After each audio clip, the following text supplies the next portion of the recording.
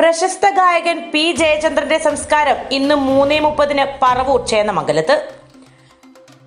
13-ാം വയസ്സ് മുതൽ പീഡനം. 18-കാരിയുടെ വെളിപ്പെടുത്തലിൽ ഇതുവരെ 15 പേർ കസ്റ്റഡിയിൽ. അജിത് കുമാറിന് ക്ലീൻ ചിറ്റ് നൽകിയ റിപ്പോർട്ടുമായി നേരിലെത്താൻ വിജിലൻസ് സംഘത്തിന് നിർദ്ദേശം നൽകി ഡയറക്ടർ.